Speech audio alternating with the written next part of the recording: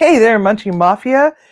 It is summer, and what is in season right now is berries. So, what we're going to be doing is making a very easy little dessert. And if you ever wondered what to do with a leftover bottle of wine that it's just been sitting for a little longer than you want, this is the right video for you. So, what we have here is a lemon. We have strawberries, blackberries, raspberries, sugar, and a bottle of Tarima Hill Monastrell, which is a red wine. And we're going to be making a macerated raspberry glaze to go with our strawberries and blackberries.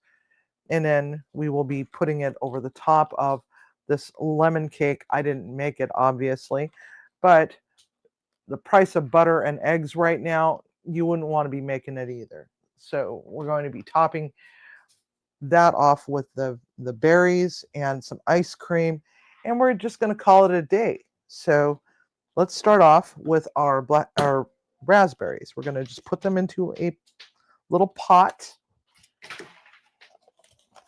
and then we're going to roll around our lemon that we have. We're going to then take a microplane, and we're just going to zest some of this lemon peel right in.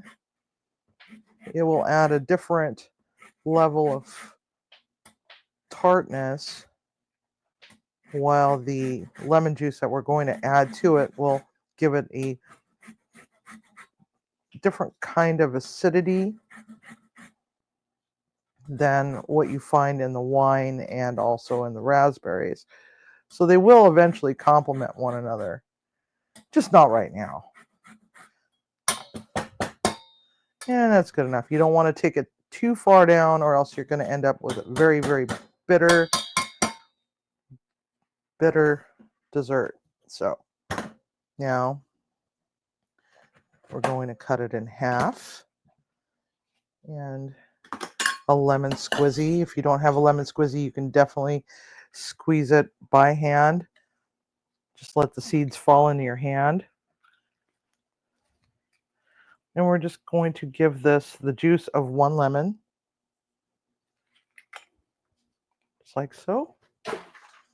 And the reason why you roll your lemon across the counter for a bit and, roughhouse it a little bit, rough it up, is so that you can break down some of the cellular structure inside the lemon so that you get more juice out of it. And there's that one.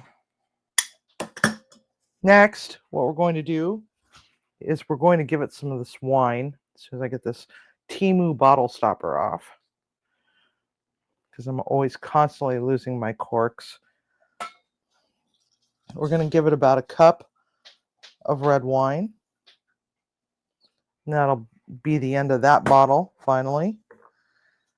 This also works with wine that you don't like as well. You get a bottle of wine and you taste it and you're like, oh, no.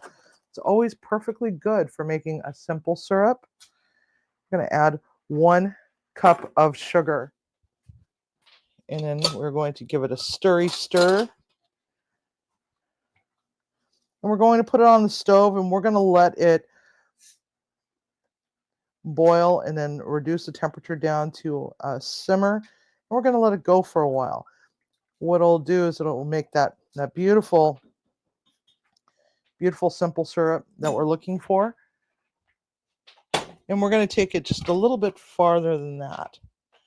So we will see you in a little bit. Our simple syrup is ready to rock and roll. So now what we're going to do is take care of our strawberries. And we're just going to give them a nice, cut the green off and just give them a nice slice.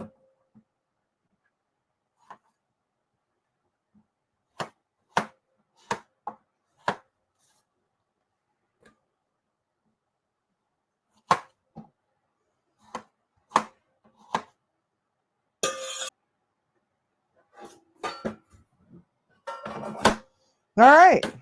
So now we're going to add our beautiful blackberries right into the bowl.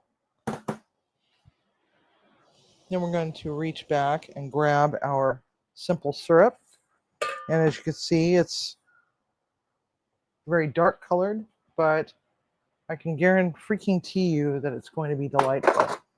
But we're going to give it a tasty taste first, just to make sure that we did, in fact, put enough sugar in it.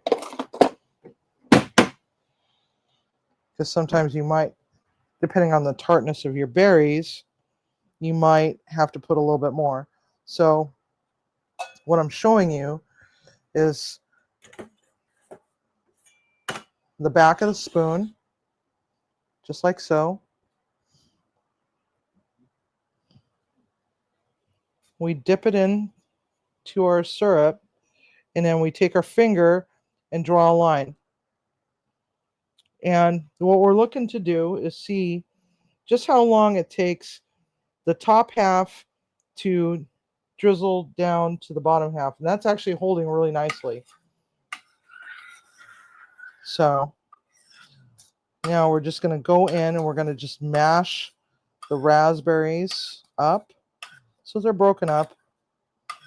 Now, if you don't like the seeds, you can definitely put it through a strainer, fine mesh strainer, to catch all the seeds, and then you'll be just good to go. But we're going to just leave the seeds in there. So just take the back of your spoon, mash it along the back of the pan.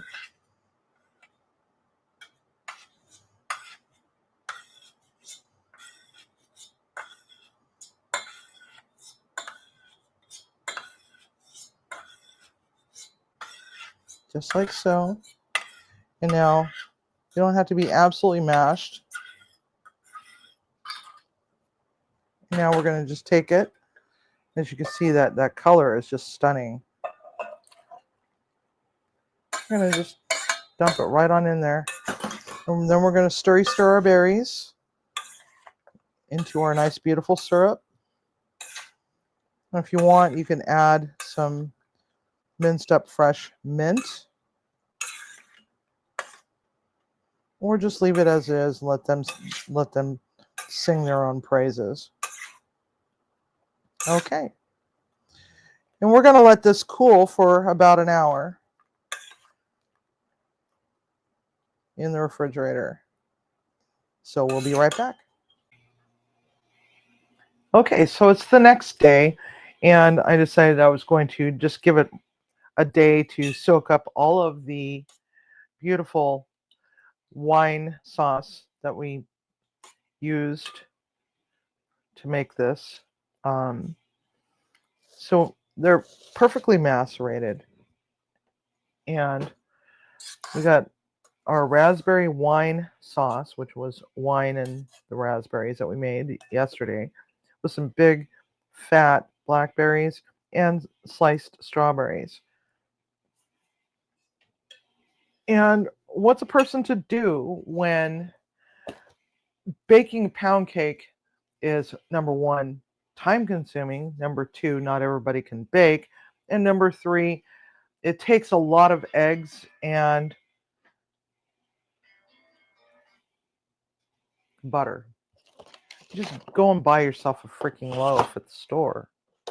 $7, one and done. Of course, you could probably find them for cheaper because you might not live in Washington State. So we have wine glasses, and we're just going to cut these up into 4 pieces. They don't have to be perfect. And we're going to just pitch some of them into the glass, some more into the other glass, just like so. And then we're going to take just a little bit of the berries and the sauce, and we're going to just put some in to the glass. Just drizzle over the top of the cake to twisty, twisty, twisty the glass a little bit so that they're not just sitting all in one corner, just like so, so that the cake will collect some of that beautiful glaze. Now move on to the next one. I'm just resting the lip of the bowl up against the glass so that we're not dribbling all over the place and not dribbling all over the glass either. So a couple spoonfuls there. Rotate the glass. Rest it right there gently because you can still knock the glass over.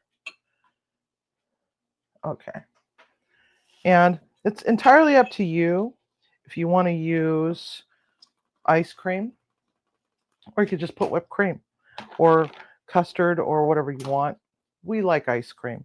And this is Tillamook, Oregon dark cherry from Tillamook, Oregon, which is down Highway 101 from our location just south of Seattle.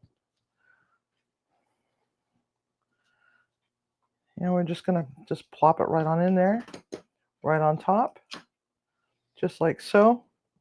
Simple, simple.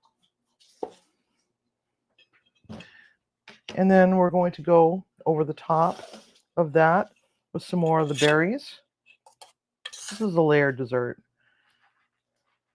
You can also put this in a trifle dish as well, and then just put the ice cream over the top, and then just keep layering more and more and more. Right on in there. You can also do custard, lemon curd, however way you want to do it, but this is how I do it. It's very simple, simple, simple. There we have that. And then, of course, Cool Whip. You can use real whipped topping. I'm lactose intolerant for the most part, so cutting back on the dairy is always a good thing for me because I do love ice cream. Ice cream does not love me. A little bit of nostalgia right there. And then, of course, just grab some more cake. Maybe cut them into smaller bits. Little cubes. And then just top them on top. Just like so. Or if you want, you can do sprinkles or chocolate if you want. It's all up to you. Make it look nice and tall and full. And there we have it. Munchie Mafia. It's got a beautiful layered cake dessert. I'll bring it on over to the camera so you can see it. Just like so. All right, Munchie Mafia. Thank you for coming. And try making this at home. Very simple. Very, very simple. So don't forget, cook with love, eat with passion. Have a good night. If you haven't yet subscribed to Munchie Mafia Official, now is that time. What's stopping you?